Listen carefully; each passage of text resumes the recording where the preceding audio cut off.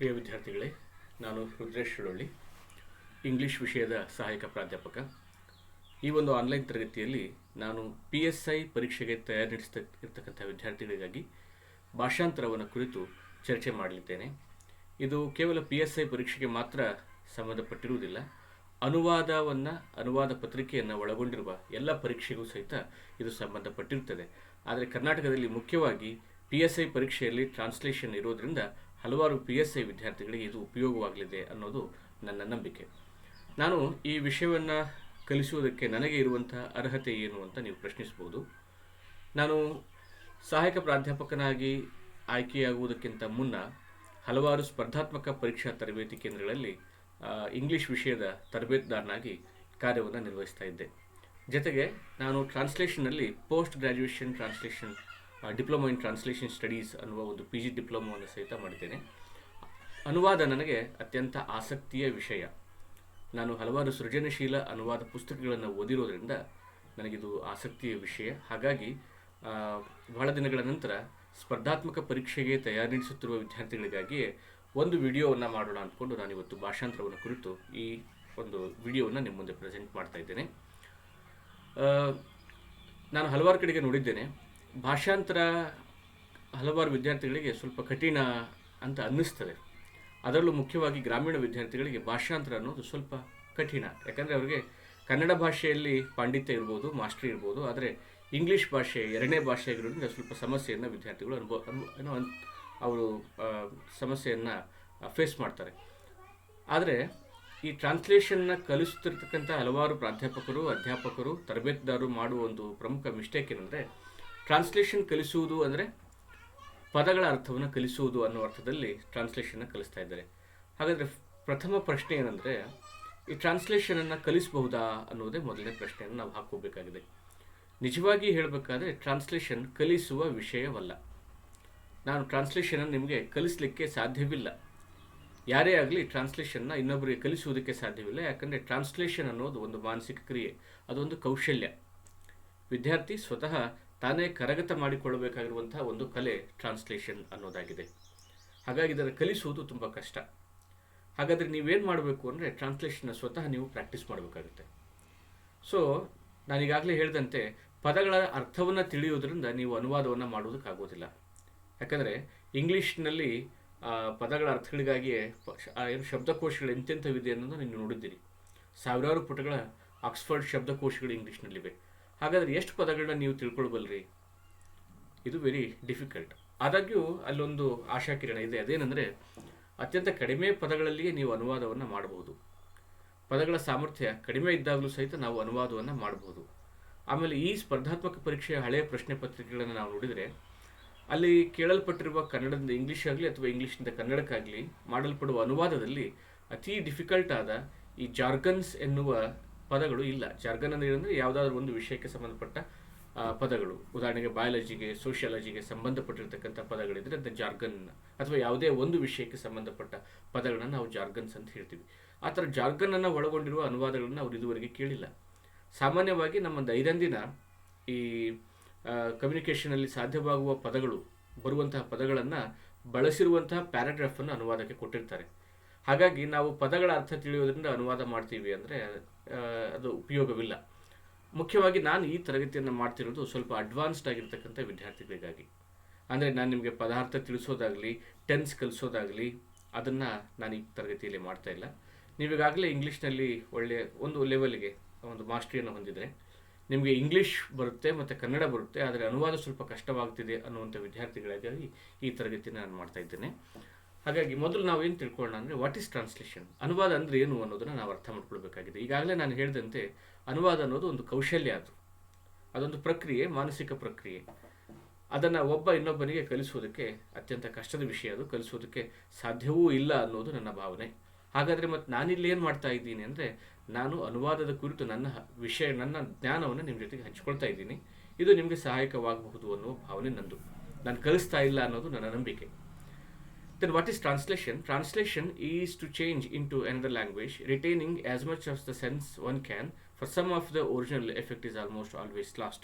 ಒಬ್ಬ ಅನುವಾದ ತಜ್ಞ ಹೇಳಿರುವ ವ್ಯಾಖ್ಯಾನ ಇದು. ಅನುವಾದ ಅನ್ನೋದು ಒಂದು ಭಾಷೆಯಿಂದ ಮತ್ತೊಂದು ಭಾಷೆಗೆ ಭಾಷಾಂತರಿಸುವುದು, ನಮಗಿದೆಲ್ಲ ಗೊತ್ತಿದೆ. ಅದರಲ್ಲಿ ಒಂದು ಮಾತಿದೆ, retaining as much of the sense as one can, ಅಂದರೆ ಎಷ್ಟು ಸಾಧ್ಯವೋ ಅಷ್ಟು ಅರ್ಥವನ್ನು ಅನುವಾದಿಸುವುದು ಅಂತ. For some of the original effect is almost always lost. ಯಾವಾಗಲೂ ನಾವು ಅನುವಾದ ಮಾಡುವಾಗ ಸ್ವಲ್ಪ ಒರಿಜಿನಲ್ ಎಫೆಕ್ಟ್ ಅನ್ನೋದು ಕಳೆದು ಹೋಗುತ್ತೆ ಅನ್ನೋದು ಈ ವ್ಯಾಖ್ಯಾನದ ಅರ್ಥ. ಅಂದರೆ ಅನುವಾದ ಮಾಡುವಾಗ ನಾವು 100% ಎಲ್ಲ ಅರ್ಥವೂ ಬರುವಂತೆ ಅನುವಾದ ಮಾಡುವುದಕ್ಕೆ ಸಾಧ್ಯವಿಲ್ಲ. ಕೆಲವು ಸಂದರ್ಭದಲ್ಲಿ ಅರ್ಥಾನುವಾದ ಆದರೂ ಸಹಿತ ಅದು ಭಾವಾನುವಾದ ಆಗಬಹುದು, ಭಾವಾನುವಾದ ಅರ್ಥಾನುವಾದ ಆದಾಗ್ಯೂ ಸಹಿತ ಕೆಲವು ತಪ್ಪುಗಳು ಅಲ್ಲಿ ಉಳಿಬಹುದು. ಹಾಗಾಗಿ 100% ಅನುವಾದ ಅನ್ನೋದು ಸಾಧ್ಯವಿಲ್ಲ ಅನ್ನೋದನ್ನು ನಾವು ಮೊದಲು ನೆನಪಿಡಬೇಕು. ಆಕ್ಸ್ಫರ್ಡ್ ಯೂನಿವರ್ಸಿಟಿ ಡಿಕ್ಷನರಿ ಪ್ರಕಾರ ಅನುವಾದ ಅಂದರೆ the action or process of turning from one language into another, also product of this. ಅಂದರೆ ಒಂದು ಭಾಷೆಯಿಂದ ಇನ್ನೊಂದು ಭಾಷೆಗೆ ವರ್ಗಾಯಿಸುವುದು, ಬದಲಾಯಿಸುವುದನ್ನು ಅನುವಾದ ಅಂತ ಹೇಳ್ತೀವಿ. A version of this in a different language, ಯಾವುದೋ ಒಂದು ಬರವಣಿಗೆಯ ಇನ್ನೊಂದು ಭಾಷೆಯಲ್ಲಿ ಇರ್ತಕ್ಕಂಥ ಆವೃತ್ತಿಯನ್ನು ನಾವು ಅನುವಾದ ಅಂತ ಹೇಳ್ತೀವಿ ಅಂತ. ಇದೆಲ್ಲ ನಮಗೆ ಕಾಮನ್ ಆಗಿ ಗೊತ್ತಿರ್ತಕ್ಕಂಥ ಡೆಫಿನೇಷನ್ಸೇ. ಒಟ್ಟಿನಲ್ಲಿ ಅನುವಾದ ಅಂದರೆ ಒಂದು ಭಾಷೆಯಿಂದ ಮತ್ತೊಂದು ಭಾಷೆಗೆ ವರ್ಗಾಯಿಸುವುದು, ನಮಗಿದು ಗೊತ್ತಿದೆ. ಹಾಗಾದರೆ ಅನುವಾದ ಮಾಡುವವನಿಗೆ ಗೊತ್ತಿರಬೇಕಾದ ವಿಷಯಗಳೇನು ಅಂದರೆ, ಅನುವಾದ ಮಾಡುವಲ್ಲಿ ಹಲವಾರು ಸಮಸ್ಯೆಗಳನ್ನ ನಾವು ಫೇಸ್ ಮಾಡಬೇಕಾಗುತ್ತೆ.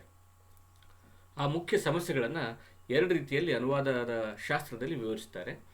ಅದಂದರೆ ಒಂದನೇದು ಲೆಕ್ಸಿಕಲ್ ಆ್ಯಂಬಿಗ್ವಿಟಿ ಮತ್ತು ಸ್ಟ್ರಕ್ಚರಲ್ ಆ್ಯಂಬಿಗ್ವಿಟಿ ಅಂತ. ದ ಪ್ರಾಬ್ಲಮ್ಸ್ ಆಫ್ ಟ್ರಾನ್ಸ್ಲೇಷನಲ್ಲಿ ಮೊದಲು ಬರ್ತಕ್ಕಂಥದ್ದೇ ಆ್ಯಂಬಿಗ್ವಿಟಿ. ಆ್ಯಂಬಿಗ್ವಿಟಿ ಅಂದರೆ ಈ ದ್ವಂದ್ವ ಅಂತ. ಯಾವುದೋ ಒಂದು ಭಾಷೆಯಿಂದ ಮತ್ತೊಂದು ಭಾಷೆಗೆ ಪಠ್ಯವನ್ನು ಅನುವಾದಿಸಬೇಕಾದಾಗ ಅಲ್ಲಿ ಹಲವಾರು ದ್ವಂದ್ವಗಳಿರ್ತವೆ ಅಂತ, ದ್ವಂದ್ವಾರ್ಥಗಳಿರ್ತವೆ, ದ್ವಂದ್ವಗಳಿರ್ತವೆ, ಆ್ಯಂಬಿಗ್ವಿಟಿ ಇರ್ತದೆ.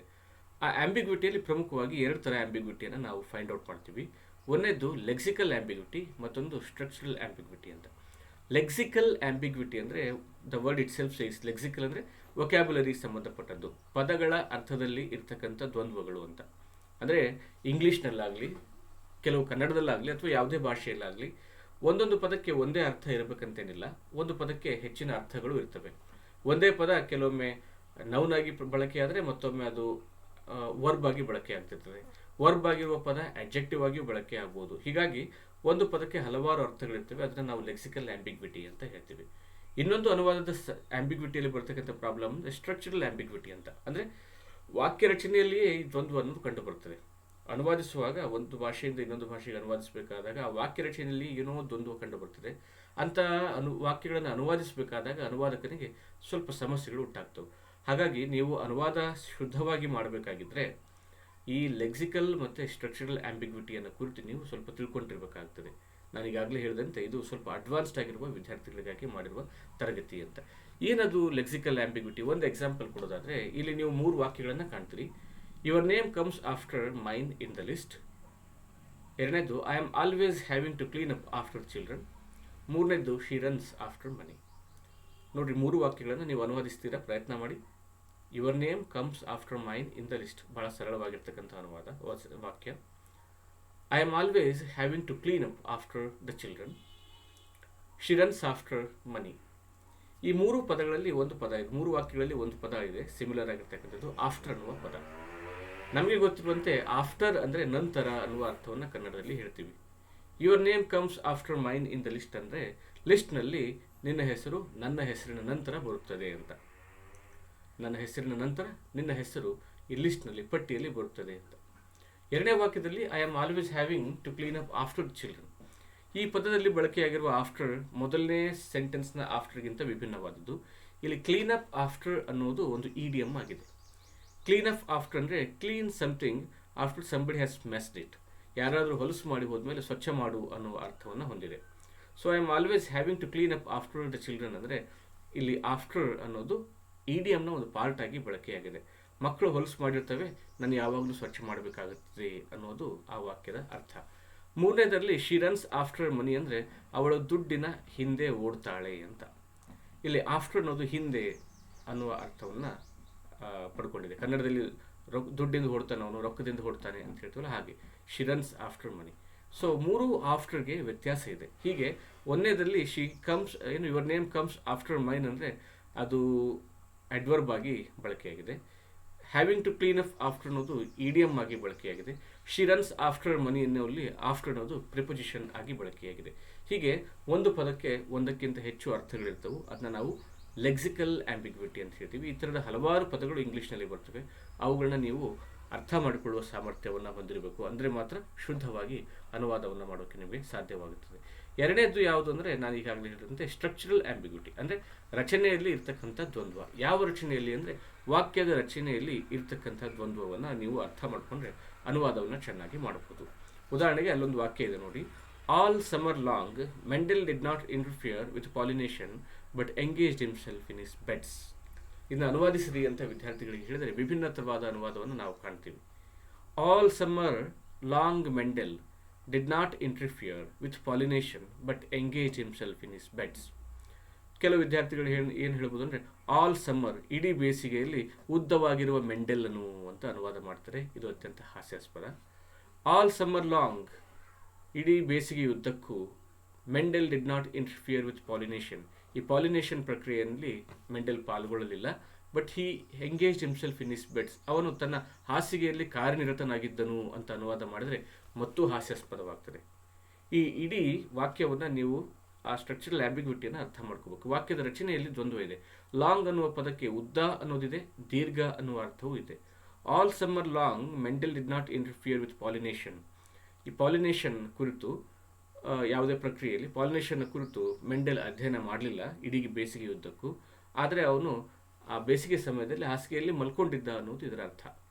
ಪಾಲಿನೇಷನ್ ಅಂದರೆ ಈ ಒಂದು ಪ್ರಕ್ರಿಯೆ ನಿಮಗೆ ಗೊತ್ತಿದೆ. ಹೂವುಗಳು, ದುಂಬಿಗಳು ಬಂದು ಹೂವನ್ನು ಈ ಸಂತಾನ ಕ್ರಿಯೆ ಮಾಡ್ತಕ್ಕಂಥದ್ದು ಪಾಲಿನೇಷನ್ ಅಂತ. ಸೊ ಈ ಮೆಂಡೆಲ್ ಅದನ್ನು ಅಧ್ಯಯನ ಮಾಡಲಿಲ್ಲ ಬೇಸಿಗೆಯಲ್ಲಿ, ಬದಲಿಗೆ ಅವನು ಮಲ್ಕೊಂಡಿದ್ದ ಅಂತ ಅರ್ಥವನ್ನು ಕೊಡುವಂಥ ವಾಕ್ಯ ಇದು. All summer long Mendel did not interfere with pollination but engaged himself in his beds. ಬೇಸಿಗೆಯುದ್ದಕ್ಕೂ ಮೆಂಡೆಲ್ಲನು ಪಾಲಿನೇಷನ್ ಪ್ರಕ್ರಿಯೆಯಲ್ಲಿ ತೊಡಗಲಿಲ್ಲ, ಆದರೆ ಅವನು ನಿದ್ರಿಸುತ್ತಿದ್ದ. ಆದಾಗ್ಯೂ ಸಹಿತ ಇಲ್ಲಿ ಅನುವಾದ ಕಷ್ಟವಾಗುತ್ತೆ. ಇದನ್ನ ನೀವು ಸಮಯ ತಗೊಂಡು ಅನುವಾದ ಮಾಡೋದಕ್ಕೆ ಪ್ರಯತ್ನ ಪಡಿ. The role played by the governor ಅನ್ನುವ ವಾಕ್ಯವನ್ನು ನೀವು ಗಮನಿಸಬೇಕಿಲ್ಲಿ. ದ ರೋಲ್ ಅನ್ನೋದಕ್ಕೆ ಎರಡು ಅರ್ಥ ಇದೆ, ಪಾತ್ರ ಅಂತ, ಜವಾಬ್ದಾರಿ ಅಂತ. ಹಾಗಾದರೆ ನಾವಿಲ್ಲಿ ಏನನ್ನು ಅನುವಾದಿಸಬೇಕು? The role played by the governor ಅಂದರೆ ಗವರ್ನರ್ ನಿರ್ವಹಿಸಿದ ಪಾತ್ರ ಅಲ್ಲ, ಗವರ್ನರ್ನ ಜವಾಬ್ದಾರಿ ಅನ್ನೋ ಅರ್ಥದಲ್ಲಿ ಬಳಕೆ ಆಗ್ತದೆ. ಹಾಗಾಗಿ ಇದು ಯಾವುದಕ್ಕೆ ಸಂಬಂಧಪಟ್ಟದ್ದು? Structural ambiguity. ಈ ಥರದ ವಾಕ್ಯಗಳು ನೀವು ಸಿಂಪಲ್ ಸೆಂಟೆನ್ಸ್, ಕಾಂಪ್ಲೆಕ್ಸ್ ಸೆಂಟೆನ್ಸ್ ಮತ್ತು ಕಾಂಪೌಂಡ್ ಸೆಂಟೆನ್ಸ್ ಇವುಗಳನ್ನ ಅನುವಾದ ಮಾಡುವ ಪ್ರಾಕ್ಟೀಸ್ ಮಾಡೋದ್ರಿಂದ ನಿಮಗೆ ಅನುವಾದ ಇನ್ನೂ ಸರಳವಾಗಿ ಆಗ್ತದೆ. Then colloquial expressions and idioms and phrases. Colloquial expressions and idioms and phrases. Colloquial expressions ಅಂದರೆ ದೇಶೀಯ ಭಾಷೆಯ ಈ ಅನುವಾದ ಮಾಡುವಾಗ ದೇಶೀಯ ಬಳಕೆಯನ್ನು ಮಾಡೋದು. ದೇಶಿ ಪದಗಳನ್ನು ಅಥವಾ ಕಾಲಿಕ್ವಲ್ ಒಂದು ಪ್ರದೇಶಕ್ಕೆ ಸೀಮಿತವಾಗಿರ್ತಕ್ಕಂಥ ಪದಗಳು, ಅವುಗಳನ್ನು ಅರ್ಥ ಮಾಡಿಕೊಂಡು ಅನುವಾದಿಸೋದು ಕಷ್ಟ ಆಗ್ತದೆ. ಮತ್ತು ಈಡಿಯಮ್ಸ್ ಮತ್ತು ಫ್ರೇಸಸ್ಸನ್ನು ಇವುಗಳನ್ನು ಸಹಿತ ಅನುವಾದಿಸೋದು ಕಷ್ಟ ಆಗ್ತದೆ. ಹಾಗಾಗಿ ಆ ಪದಗಳನ್ನು, ಆ ಈಡಿಯಮ್ಸ್ ಆ್ಯಂಡ್ ಫ್ರೇಸಸ್ಗಳನ್ನ ನೀವು ಪ್ರಾಕ್ಟೀಸ್ ಮಾಡಬೇಕಾಗ್ತದೆ. Then syntactical problems. Syntactical problems ಅಂದರೆ ವಾಕ್ಯ ರಚನೆಯ ಸಮಸ್ಯೆಗಳು ಅಂತ. ಅಲ್ಲಿ ಸ್ಟ್ರಕ್ಚರಲ್ ಪ್ರಾಬ್ಲಮ್ಸ್ ಅಂದರೆ ವಾಕ್ಯ ರಚನೆ, ಇಲ್ಲಿ ಸಿಂಟ್ಯಾಕ್ಟಿಕಲ್ ಅಂದರೆ ಈ ಕಾಂಪೌಂಡ್, ಕಾಂಪ್ಲೆಕ್ಸ್ ಮತ್ತು ಸಿಂಪಲ್ ಸೆಂಟೆನ್ಸ್ಗಳು, ಅವುಗಳನ್ನು ಅರ್ಥ ಮಾಡಿಕೊಂಡು ಅವುಗಳನ್ನ ಅನುವಾದಿಸೋದು, ಇವುಗಳೆಲ್ಲ ಸಿಂಟ್ಯಾಕ್ಟಿಕಲ್ ಪ್ರಾಬ್ಲಮ್ಸಲ್ಲಿ ಬರ್ತವೆ. ಉದಾಹರಣೆಗೆ the engineer, whether he specialises in the civil, mechanical or electrical aspects of his profession, deals with material. ಇದನ್ನು ಕನ್ನಡದಲ್ಲಿ ಈ ಅರ್ಥವಾಗುತ್ತೆ ನಮಗೆ, ಆದರೆ ಅನುವಾದಿಸೋದು ಕೆಲವೊಬ್ಬರಿಗೆ ಕಷ್ಟ ಆಗುತ್ತದೆ. Engineer, whether he specialises in the civil, mechanical or electrical aspects of his profession, deals with material. Engineer ಅನ್ನೋ ಪದಕ್ಕೆ ಕನ್ನಡದಲ್ಲಿ ಅಭಿಯಂತರ ಅಂತಿದೆ. ಹಾಗಾದರೆ ಇಂಜಿನಿಯರ್ ಅನ್ನೋದಕ್ಕೆ ಅಭಿಯಂತರ ಅಂತಲೇ ಬಳಸಬೇಕಾ? ಹಾಗೇನಿಲ್ಲ.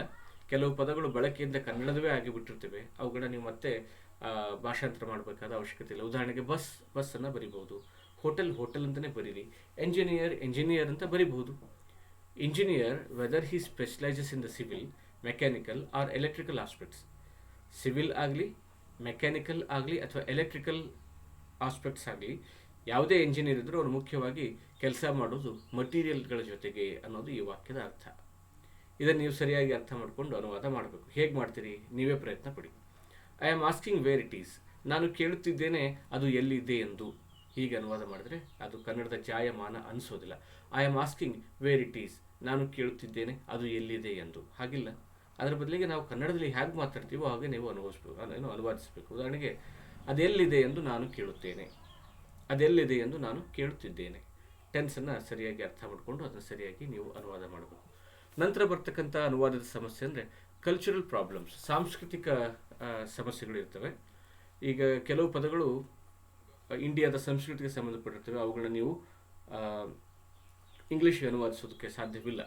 ಅಂಥ ಸಂದರ್ಭದಲ್ಲಿ ಅನುವಾದಕರು ಏನು ಮಾಡ್ತಾರೆ ಅಂದರೆ ಆ ಮೂಲ ಪದಗಳನ್ನು ಇದ್ದಕ್ಕಿದ್ದ ಹಾಗೆ ಇಟ್ಟು ಬ್ರ್ಯಾಕೆಟ್ನಲ್ಲಿ ಆ ಪದದ ಅರ್ಥವನ್ನು ವಿವರಿಸ್ತಾರೆ, ಅಥವಾ ಫುಟ್ ನೋಟಲ್ಲಿ ಆ ಪದವನ್ನು ವಿವರಿಸ್ತಾರೆ. ಹಾಗೆ ಮಾಡ್ಬೋದು. ಅಥವಾ ಬ್ರ್ಯಾಕೆಟ್ನಲ್ಲಿನೇ ಈ ಬ್ರಾಹ್ಮಿನ್ ಉದಾಹರಣೆಗೆ ಹೇಳೋದಾದರೆ, ಬ್ರಾಹ್ಮಿನ್ ಅಂದರೆ ಏನು?